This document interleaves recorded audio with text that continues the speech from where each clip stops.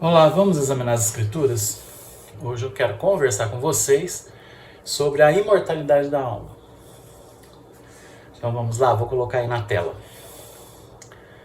Tudo que vive tem alma. Nós podemos ver isso em Jó 12:10, onde está escrito o seguinte: na sua mão está a alma de todo ser vivente e o espírito de todo gênero humano. Apocalipse 16:3, onde está escrito o seguinte: e o segundo anjo derramou a sua taça no mar, que se tornou em sangue como de um morto, e morreu no mar toda alma vivente. Então, tudo que vive tem alma. Plantas têm alma, animais têm alma, e nós também temos alma. Próximo texto, nós podemos examinar que Deus tem alma. Logo, a alma é imaterial, pois Deus é espírito infinito, eterno e imutável em seu ser, sabedoria, poder, santidade, justiça, bondade e verdade. E não tem um corpo carnal como o nosso.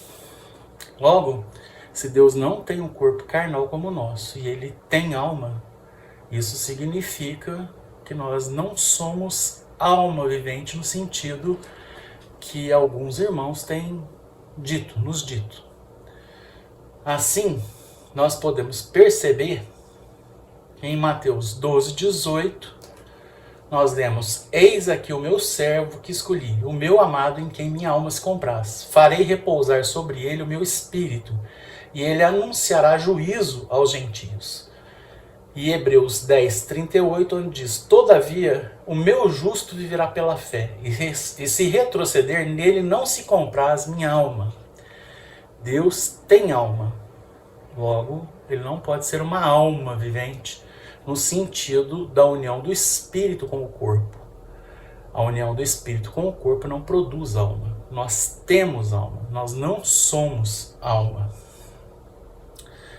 E o homem também tem alma, conforme nós vemos em Mateus 10:28, onde nós lemos o que Jesus nos diz, que é o seguinte: não temais os que matam o corpo e não podem matar a alma. Temei antes aquele que pode fazer perecer no inferno tanto a alma como o corpo.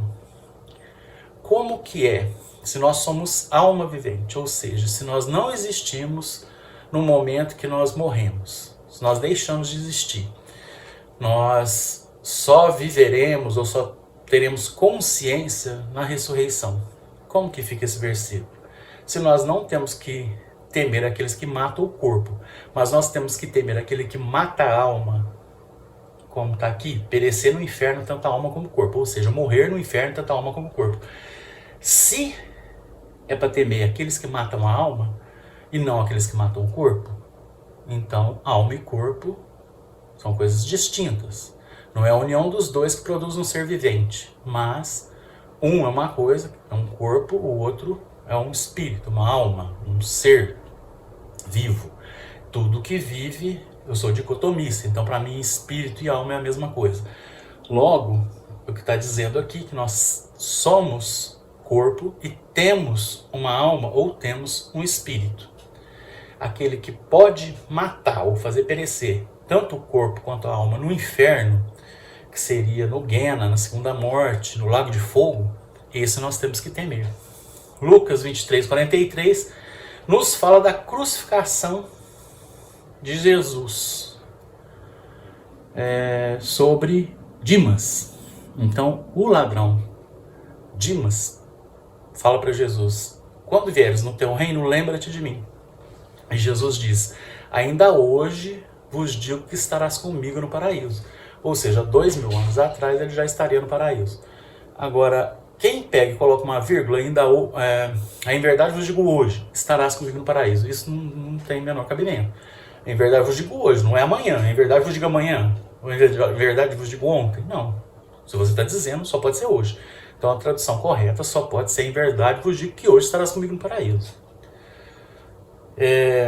Lucas 16:19-31, a parábola do rico e do Lázaro. Nós percebemos que na parábola do rico e do Lázaro está todo mundo consciente, não tem ninguém dormindo, as pessoas estão ou no tormento eterno ou na vida eterna, ou está no seio de Abraão, no peito de Abraão, ou então se perdeu, está no castigo eterno.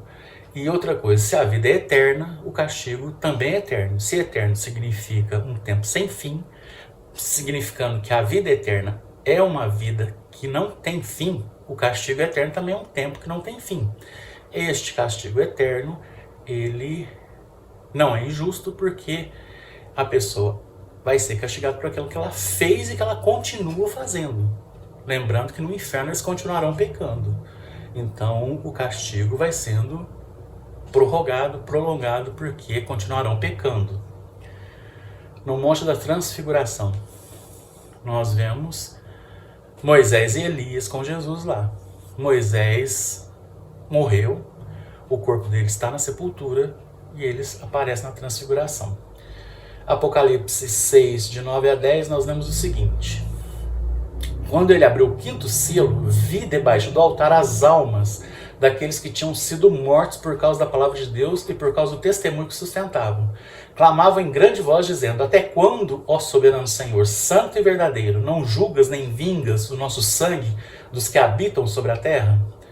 Então, debaixo do altar, lá no céu, aparece o quê? As almas. Logo, as almas daqueles que tinham sido mortos por causa da palavra de Deus. Almas dos mortos. Filipenses 1, 21 a 24, Paulo diz o seguinte: porquanto para mim o viver é Cristo e o morrer é lucro.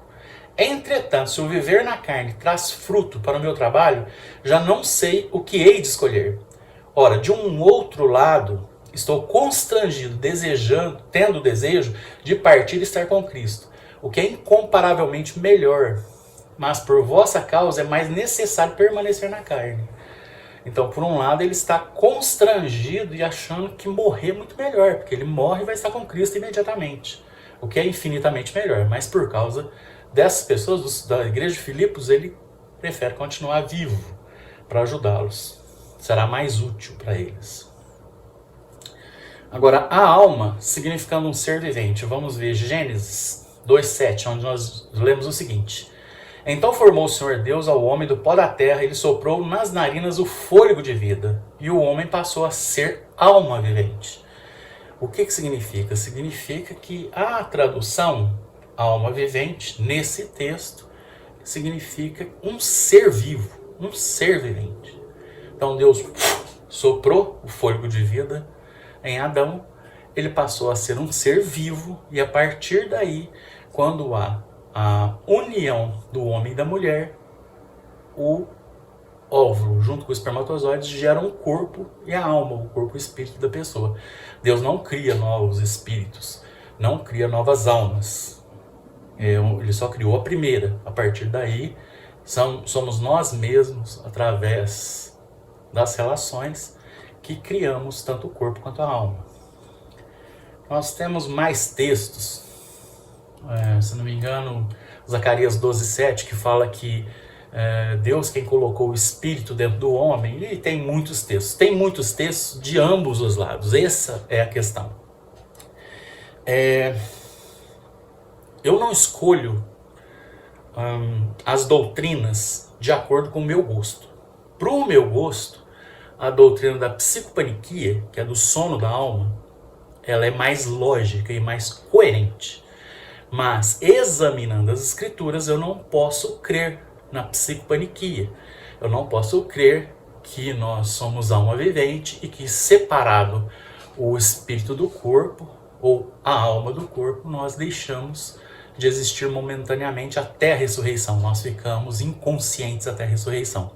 O que seria muito mais lógico, sob o meu ponto de vista.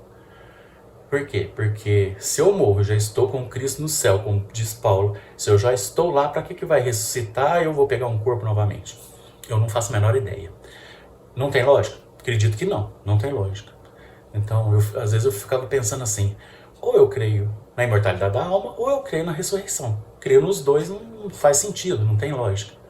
Acontece que, tendo ou não tendo lógica, a revelação das escrituras é que a nossa alma é imortal, que no momento da morte o espírito volta para Deus, o corpo para o pó, e nós estamos conscientes sim, lá nos céus.